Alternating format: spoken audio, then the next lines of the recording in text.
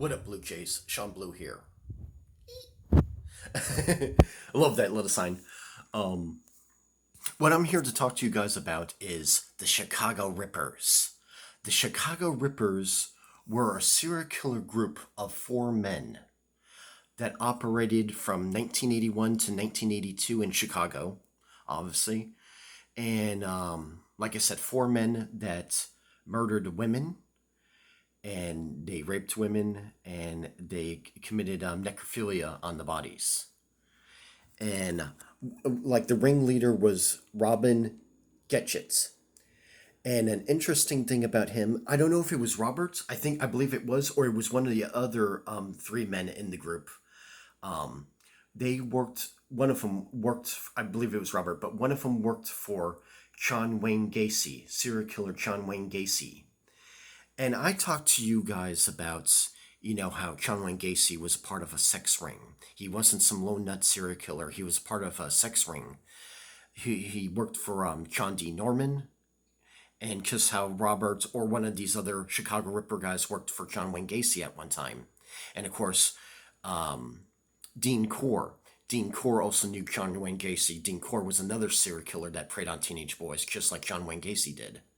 So this just shows you that all these, not all these guys, but a lot of these guys are not lone nut serial killers. They are connected to one another. They are part of these big sex rings that are run by high up, wealthy pedophiles. And yeah, it's a big underground ring that's going on, just like how drug dealers operate underneath the ground, you know, and a lot of them are connected. These pedophile sex rings are the same exact way. They operate underground. With the internet, it's just easier. They can talk to anyone around the world. But even in the old days, back in the 70s and 80s, they still operated from state to state, and even in foreign countries as well. They just figured out ways how to do it, the old ways. I remember when Dean Core, he had thousands of cards of different Johns that were customers of his throughout the whole country of all different ranks. Like some might have been just cashiers. Others were high up government people and even wealthy, like kind of like movie star and businessman type people. So these Chicago Ripper guys, they were no different. They were a group of young men that murdered women in Chicago back in the early 80s. They did worship Satan. Against popular belief, a lot of people say, oh, these devil worshiping cults are not real. These men worship Satan. Just like the Beast of Jersey, he was another sexual predator there that preyed on children and women, and he was from New Jersey, the island of New Jersey, not the state of New Jersey, but the island of New Jersey. Or I'm sorry, the island of Jersey. It's in between France and England. He also worshipped Satan. And just like these young Chicago Ripper guys worship Satan, I believe Robert is free now, but after doing many years in prison, I think he did over 30 years in prison. But the other men are still locked up in prison. So they did get caught, they did get theirs. But yeah, these Chicago Ripper guys, and within those 2 years, did a lot of damage in Chicago. Yeah, like I said, they murdered women, they raped women, and they committed necrophilia on the bodies.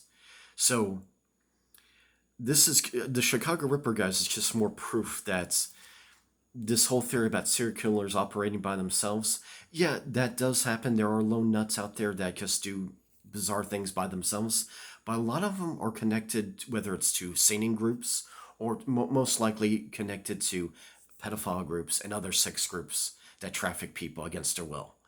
So, serial killers are a lot of times just the muscle of the group, or sometimes just the fall guy. There could be, 10 guys that were part of that sex ring that were just like John Wayne Gacy, but only John Wayne Gacy was the fall guy that got nailed, and the other nine guys that were just like them got away. It could be just like that, or it could be more than that, or it could be a little less. But yeah, that just shows you that these Chicago Ripper guys are just a part of these like sex rings as well. So I just want to throw that out there. It's a very old case, a very interesting case, and despite it being popular, a lot of people don't really know about the Chicago Rippers. All right, thank you.